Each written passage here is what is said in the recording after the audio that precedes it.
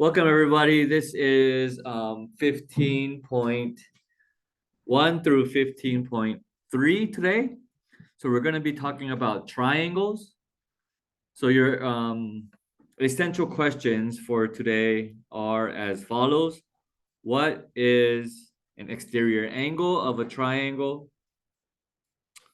How do we get the sum of the interior angles of a polygon? What are the special relationships that an isosceles and an equilateral triangle have? And how can we use inequalities to describe the relationships among the side lengths and the angle measures in a triangle? Okay, so those four questions we're going to talk about today. And I think right now you guys got three of them, right? From past math classes.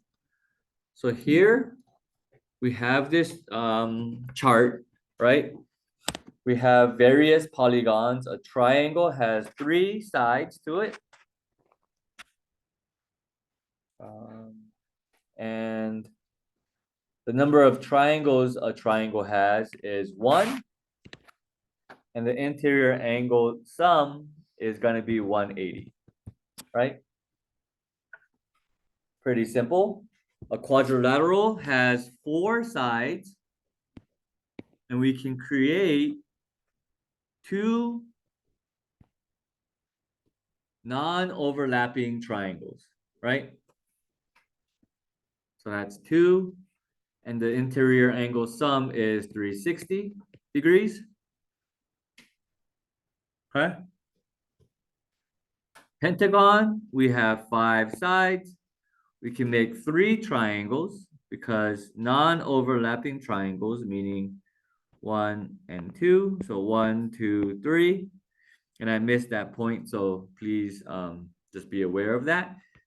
That is 540 degrees. Okay. A hexagon has 1, 2, 3, 4 triangles.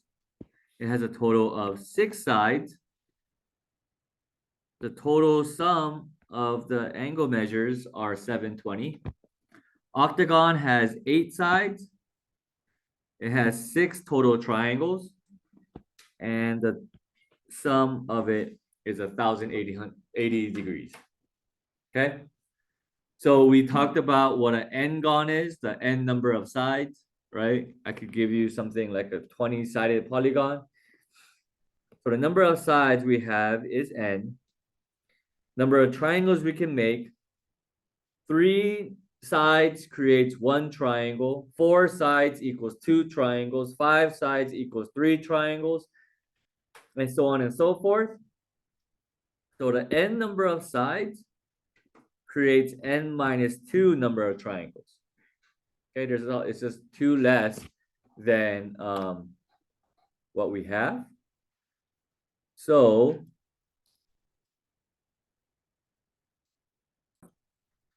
if this is n minus 2, 1 times 180 equals 180. 2 times 180 equals 360. 3 times 180 equals 540, and so on and so forth. So this will just be n minus 2 times 180. Okay? So this is the formula that you guys will need to find the sum of the interior angles of whatever polygon that you have, right? Okay. My next slide, we have this one, right? We talked about this too. And we said we came up with these 2 relationships, right? Measure of angle 1 plus measure of angle 2 plus measure of angle 3 equals 180 because of the triangle, right? all the interior angles of a triangle add up to 180. And because of the line that you see here, measure of angle 3 plus measure of angle 4 equals 180 as well, right? Because of the straight line, interior. This one is because of the triangle. This one is because of the line. Now they both equal 180, so they're both equal to each other. So I can say, put it up here. Measure of angle 1 plus measure of angle 2 plus measure of angle 3 equals measure of angle 3 plus measure of angle 4, right? Now, since both sides of the equation has measure of angle 3, right? I can kind of just cancel them out and come up with a new equation. Measure of angle 1 plus measure of angle 2 equals measure of angle 4. Okay, so this leads us to our next big idea. Angle 4, that's an exterior angle of the triangle, okay, because it's on the outside of the triangle. These two, angle 1 and angle 2, are remote interior angles. So the two angles that are furthest away from that external angle, okay? And because of the equation that I wrote, right, that we came up with, measure of angle 4 equals measure of angle 1 plus measure of angle 2, I can say the exterior angle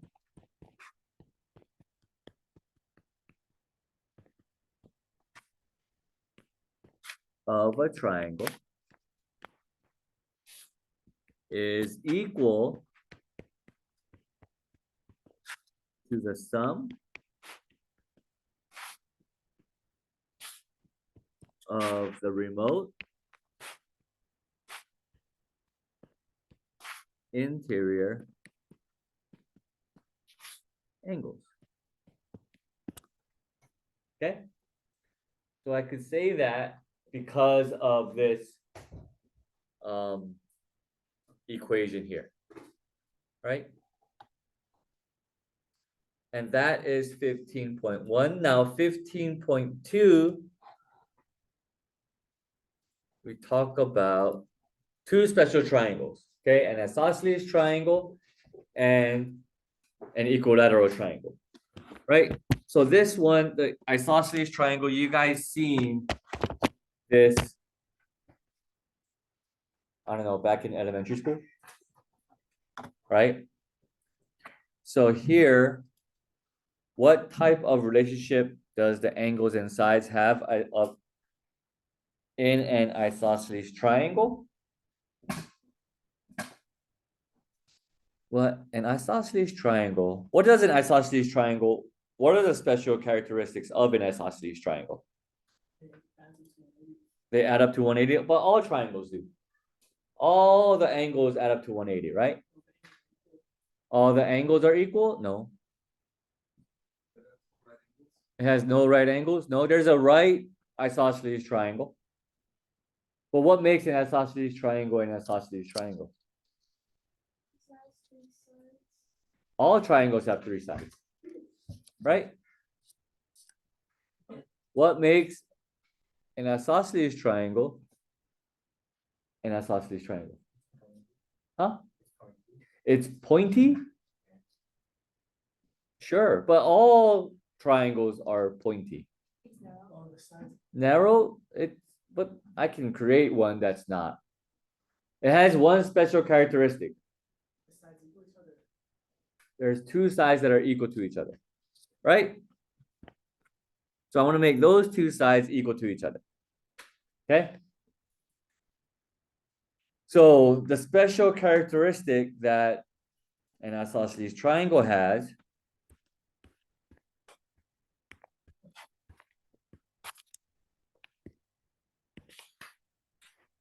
right? It means two sides, I'm gonna put are congruent. Okay, or they're equal to each other. Okay, if these two sides are equal to each other, the angle opposite those two sides are equal to each other. So if I label these points A, B, and C just for us to talk about them, okay, and C, side AB here, I'm talking about this side here, right? The angle opposite that side is angle C. Okay, so that angle is going to be equal to the side opposite BC is the angle opposite BC is angle A. Okay, so an isosceles triangle has two sides that are congruent, and it also has two angles that are congruent to each other. Okay, that's what it makes up an isosceles triangle. Two sides that are equal and two angles that are equal. Then it will look a little bit different. Yeah. Okay. Questions on this one? No? That's what makes an isosceles triangle an isosceles triangle. Right? Tell us if it's an isosceles first. Sure. Question or Now, the next type of triangle that we are going to talk about is an equilateral triangle. What makes an equilateral triangle an equilateral triangle? All the sides are the same, right? All the sides are equal. Okay, so it goes a little further than an isosceles triangle, right? An equilateral triangle has all sides are congruent. Okay, and that's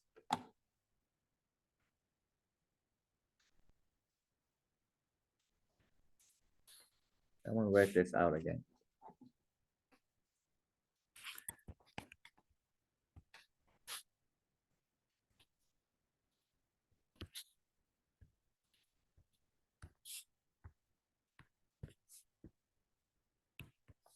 Okay, it has all sides that are congruent. If all the sides are congruent, just like an isosceles triangle, where the sides or the angles opposite those sides are also congruent, this one has that as well. Okay, so the side opposite or the angle opposite this side here is going to be this angle. The angle opposite this side here is this angle. And the side or the angle opposite this side here is this angle. So they're all congruent to each other. So all sides are congruent. All angles as well are congruent. So they're all what? Nope. 60. So all the angle measures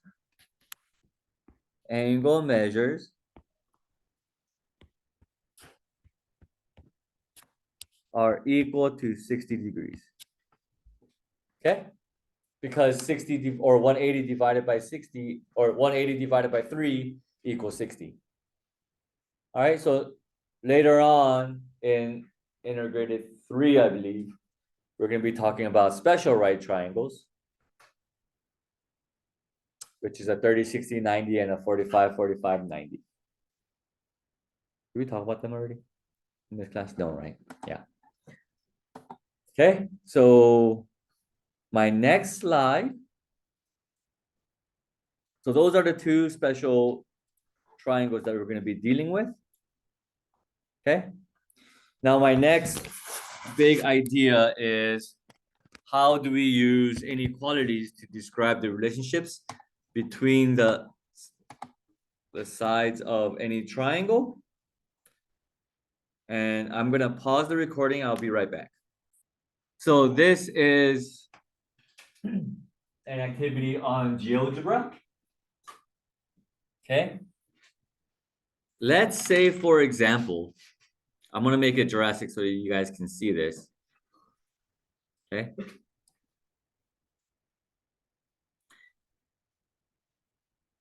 Can I make a triangle with these side lengths of the red line is 12, the blue segment is 7, and the green segment is 3? Can I come up with a triangle? I can connect these two guys, right? Can I connect these two sides to create a triangle? That's the question, right? 1 for yes, 2 for no.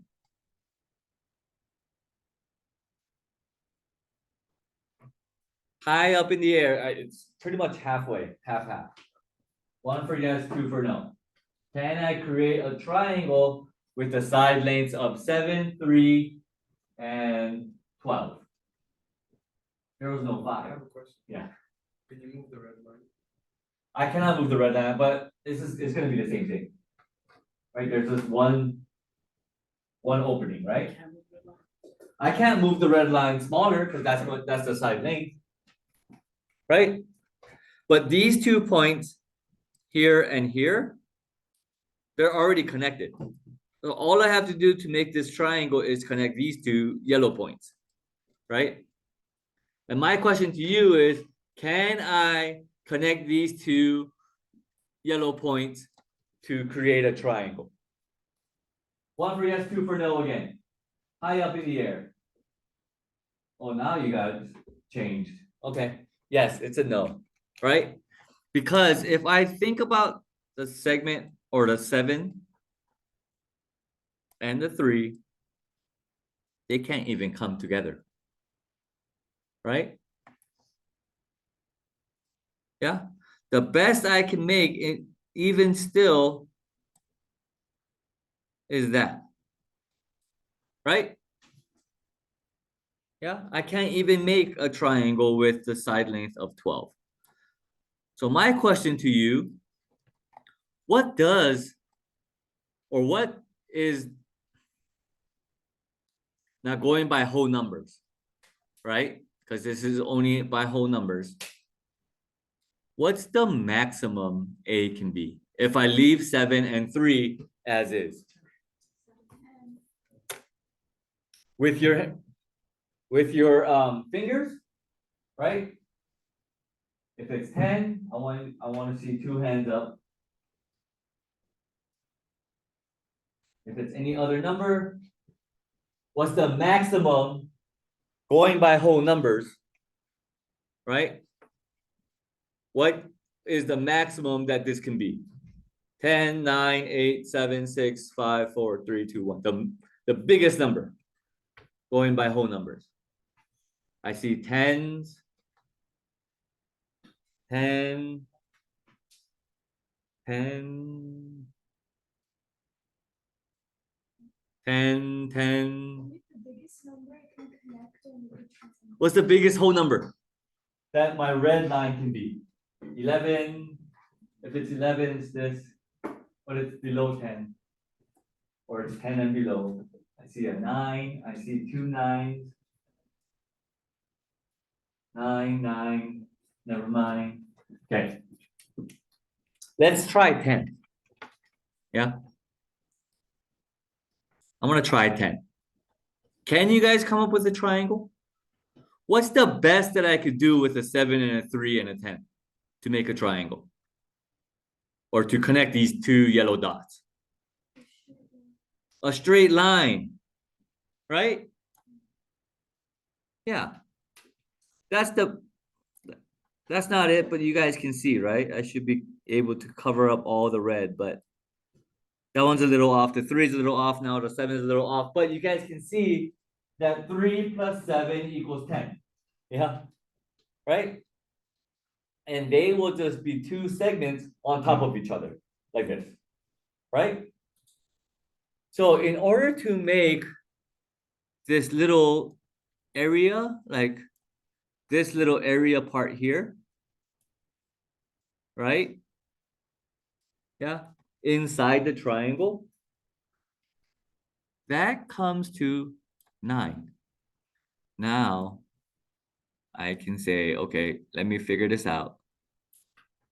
It has to be, now I can make a triangle. Okay.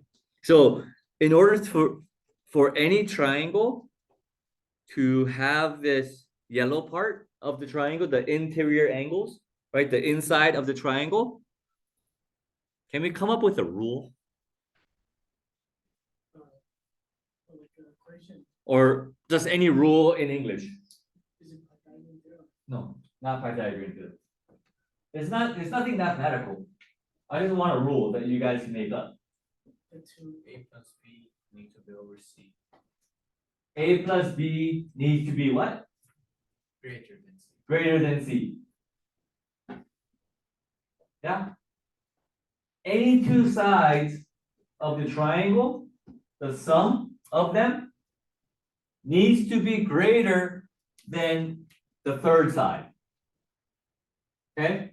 Most specifically, the only thing you have to check, right, is the two smaller sides, 3 and 7, right? The sum of 3 and 7 needs to be bigger or greater than the biggest side, 9. That makes sense? In order for us to have this yellow interior part. Okay? So this is the rule, right? A plus B is greater than C. And I went ahead and I explained all of them. But let's say that C is the longest part, right? If C is the longest side, then honestly, all you have to check is this one. Make sure that this one is true. Yeah. And everything else will work out. Okay. Make sure, let's rewrite this then. Or let's write it out. The sum, let me actually make this bigger so that you guys can see it better.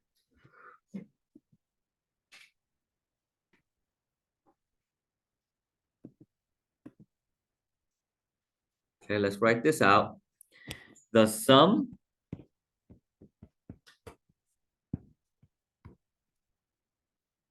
of the two smaller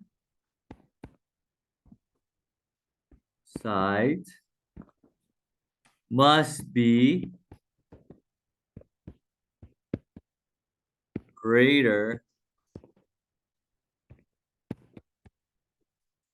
than the third.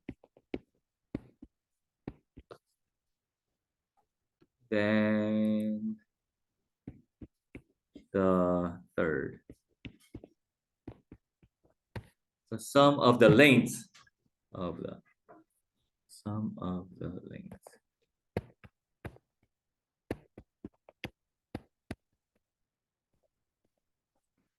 Two smaller sides must be greater than the third side. Okay? Make sense? Yeah? All right.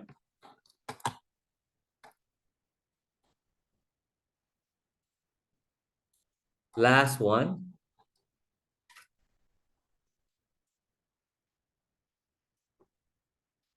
Let's say that side A is the smallest side. Side B or side C is the longest side. Okay? So I can say side A is going to be less than side B, which is less than side C, right? Let's put numbers on these so that we can talk about them. Okay, I'm just going to give them a value. A equals 3, B equals 4, C equals 8. Right? Yeah.